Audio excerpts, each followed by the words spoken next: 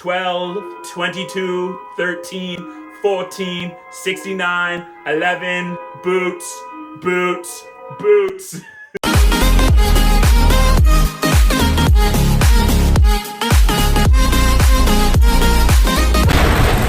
28 years later. So the first 28 days later came out when I was like 11 or something like that, and I snuck into the theater and was absolutely scared out of my wits, and I loved it.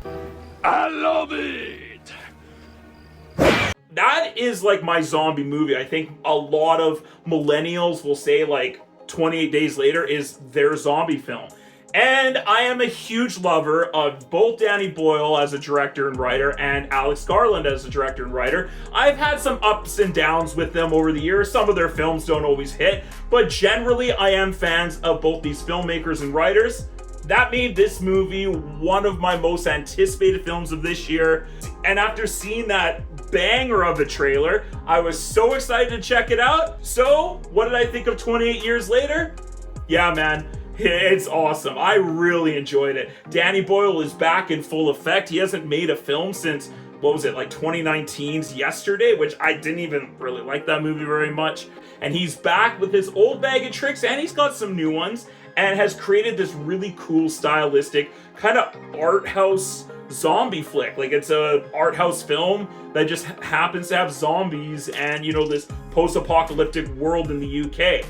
And that's what's so cool about the original one too. While yes, it's a zombie survival film, it has all this commentary on like death and grief and community and all these really interesting ideas. And this film does the exact same. It's a return to the old. It's a return to the original in a lot of ways, while still expanding upon that world and that lore. And I think this is such a cool film. Like, Danny Boyle is a really cool director. He's usually got an interesting editing style and definitely a style of filmmaking and like cool cinematography and shots are kind of always throughout his films. He's a very visual director. I know, like, you know, filmmaking is a visual medium, but he is definitely like a visual director. He likes to tell his stories with images and not even necessarily with dialogue, and I love his filmmaking. So he brings a cool bag of tricks to these set of like zombie films, and I'm so excited that he's back for this movie. Everything's going so well! Aaron Taylor Johnson was good, but I really love Jodie Comer and Ralph Fiennes. Like, they were fantastic in this movie, but definitely the standout, the person who steals the movie and is just absolutely amazing, is Alfie Williams. Like, he is so good in this movie, and the stuff that he has to bring to the screen that seems honest and authentic and real, and still be a kid, but having to do all these like emotional moments, like with his father and his mom and with Ralph Fiennes, and just this world that he has to be in, and he has to like shoot and do archery, and he's running and he's crying, he's doing all these crazy things in this film. Like, this young man is talented, and I can't wait to see what he does next, because he blew my mind. I thought he was incredible in this movie. And I think that's why I love Danny Boyle and Alex Garland so much, is like, they just don't make a straightforward, zombie film. They don't just make a straightforward war film like Alex Garland did with Civil War. Like, they always are looking for ways to either subvert the expectations of that genre or reinvent that genre, and I think they did that with like 28 Days Later, the original. I don't know if they're necessarily doing that with this film, and that's why this movie to me doesn't rank higher than the original, but I still think the commentary of what they're trying to talk about, like,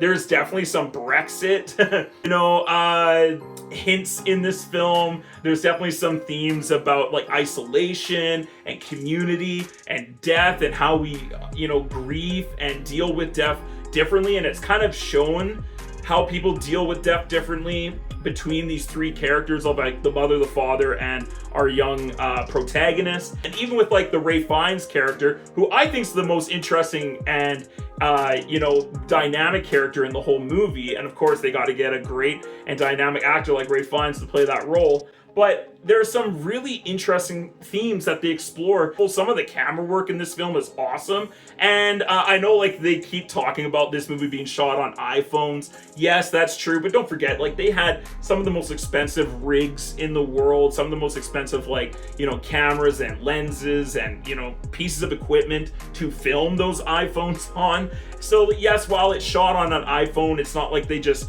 grabbed an iPhone and started to record. About the iPhone ring that they use to like shoot certain action scenes, especially with like the arrows going into some of these zombies' heads.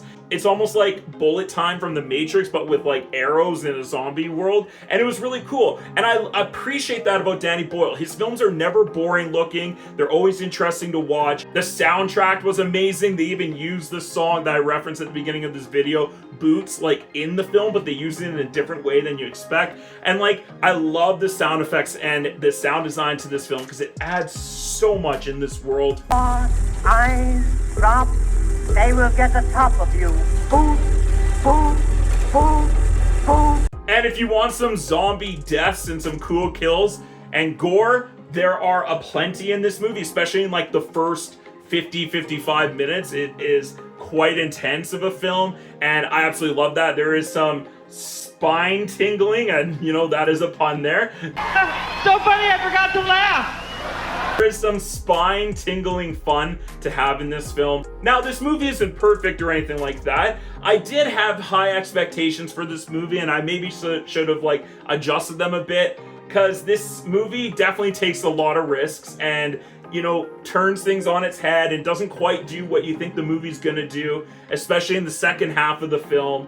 And I could see the second half of the film, really off-putting people, and a lot of people are saying, this part is boring and stuff like that. And don't get me wrong, it's not. There are still zombie deaths and zombie fun to be had, but it's definitely more of like, looking at a character story and the story itself of like getting to point A to point B to point C isn't as clear as maybe a lot of people would like it to be. I'm extremely confused. But neither was the first, film 28 Days Later. Like, it didn't have a clear objective in the movie, and that film feels much more like a series of like vignettes, and this feels a little bit like that too. Like the first half of the film is just sort of like going into the wilderness and back onto the mainland and surviving that time and like meeting the new world and like getting to know all like the new zombie creatures. And I won't spoil anything, but like that stuff was really cool. And then getting back to the community on the island.